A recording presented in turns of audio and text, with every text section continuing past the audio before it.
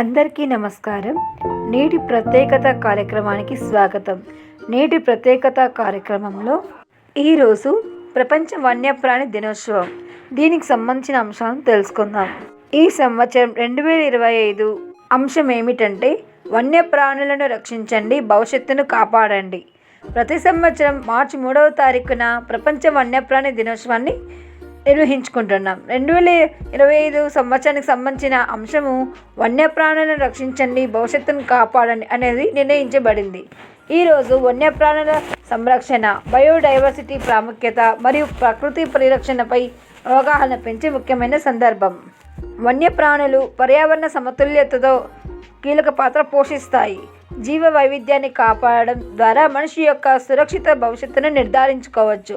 అయితే మానవ కార్యకలాపాలు, చెట్ల నరికివేత, వాతావరణ మార్పులు మరియు అక్రమ వేట కారణంగా అనేక జాతులు అంతరించిపోతున్నాయి. ఈ సంవత్సరం యొక్క అంశం ప్రకారం మనం వన్యప్రాణులను రక్షించడం ద్వారా భవిష్యత్ తరాలకు మెరుగైన జీవనాన్ని అందిస్తాము. అడవులను పరిరక్షించడం, జీవ వైవిధ్యాన్ని కాపాడడం మరియు జంతువుల అక్రమ వేటను అరికట్టడం మన బాధ్యత. ప్రతి పౌరుడి యొక్క బాధ్యతలు ఏమిటంటే, మొదటిది అడవులను కాపాడడం, వన్యప్రాణులను సహజ నివాసాలు అందుబాటులో ఉంచేలా చూడాలి మనం.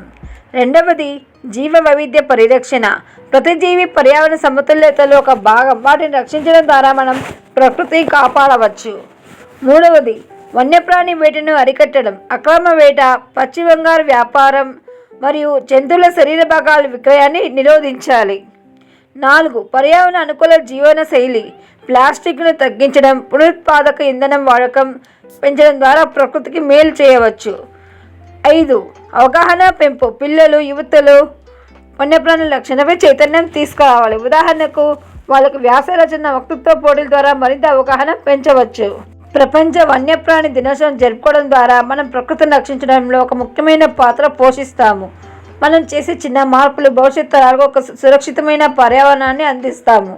కాబట్టి మనం అందరం కలిసికట్టుగా వన్యప్రాణులను రక్షించి ప్రకృతిని పరిరక్షించేందుకు కృషి చేయాలి. ప్రకృతిని ప్రేమించండి, వన్యప్రాణులను కాపాడండి. ప్రకృతిని ప్రేమించండి, వన్యప్రాణులను కాపాడండి.